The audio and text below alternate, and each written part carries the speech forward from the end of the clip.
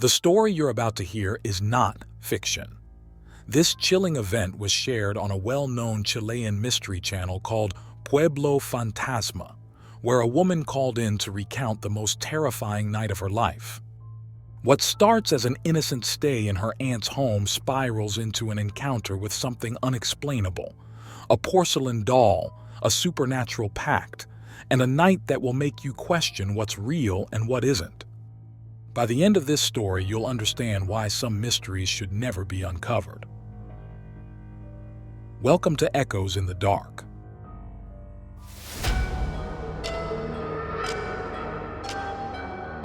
I was 23 years old when I moved into my aunt's house in Santiago, Chile. It was an old neighborhood, homes made of adobe and clay, their walls steeped in years of history, secrets, and perhaps something more. My aunt, whom we'll call Tia, wasn't like most people. She kept to herself, rarely spoke of her past, and had an unsettling habit of visiting ancient houses and gathering with women whose presence always made my skin crawl. My family whispered that she practiced witchcraft, but no one dared to confront her.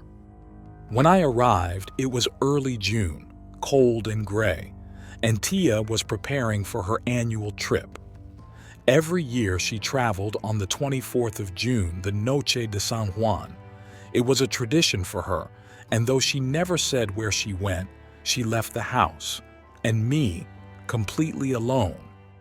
Before leaving, Tia did something strange. She set the dining table as if she were hosting a grand feast. Plates, glasses, cutlery, and a centerpiece with candles, all perfectly arranged. "For the guests," she said almost casually, before locking the front door from the outside and handing me the key. "Don't open the door, don't leave, and don't listen." Her tone was cold and final, but I shrugged it off, thinking it was one of her odd habits. That night, at 11 p.m., I sat in the back room, the furthest part of the house, smoking a cigarette and trying to calm my nerves. The silence of the house was heavy, but at midnight, on the dot, everything changed. It started with faint sounds, the clinking of glasses, murmurs, distant laughter. I froze, cigarette halfway to my lips. The sounds grew louder, plates being placed on the table, chairs scraping the floor. Voices, so many voices, all chatting at once. My blood ran cold. There was no one else in the house, or so I thought.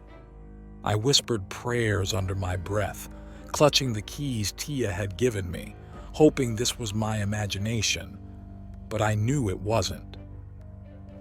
The sounds came from the dining room, and then there was the doll. Tia owned a porcelain doll about 50 centimeters tall that sat on the main room's couch. It was old, very old. Its face was cracked, one eye slightly broken, its long hair tangled beneath a dusty hat. Tia treated it like a companion. She talked to it, sang to it, even brushed its hair. I hated that doll. Sometimes when I walked by, I swore its one good eye followed me. I don't know what possessed me, but I decided to leave my room and see for myself what was happening. I crossed the dark patio toward the front of the house, heart pounding so loudly I thought it would burst. And that's when I saw her. The doll, Tia's cursed doll, was no longer sitting on the couch. It was standing at the front door, facing the street, its head tilted slightly, as though it were listening to the ghostly voices and laughter that filled the house. The candlelight from the dining room flickered, casting its cracked face into shadow.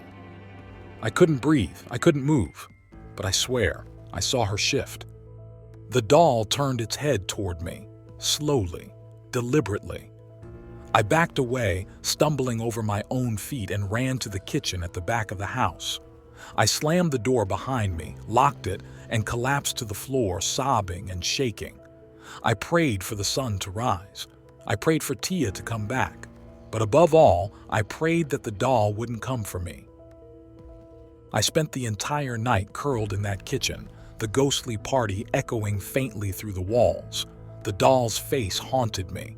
I could see it every time I closed my eyes, its cracked smile mocking me. I eventually passed out or fell asleep. I don't know what happened. But when Tia returned the next morning, she found me pale, trembling, and already packed to leave. I told her everything: the sounds, the party, the doll. Her expression remained unreadable as she calmly said, "I told you not to listen."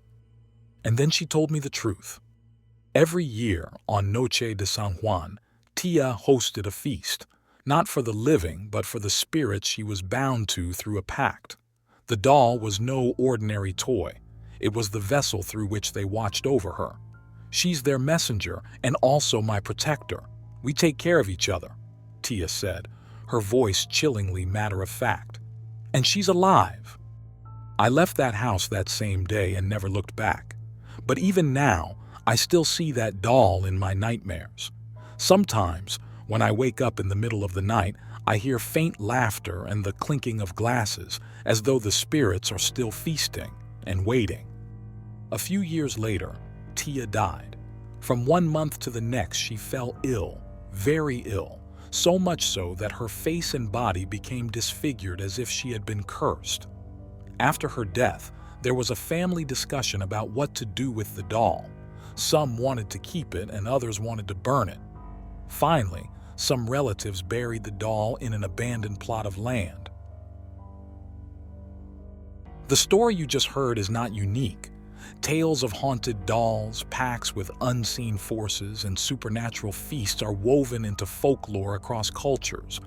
But why do so many of these stories share common elements? Could it be that certain objects, like Tia's porcelain doll, are conduits to something beyond our understanding? Some believe that Noche de San Juan is a night when the veil between our world and the next is at its thinnest, allowing spirits to cross over. Others argue that the power lies in belief itself.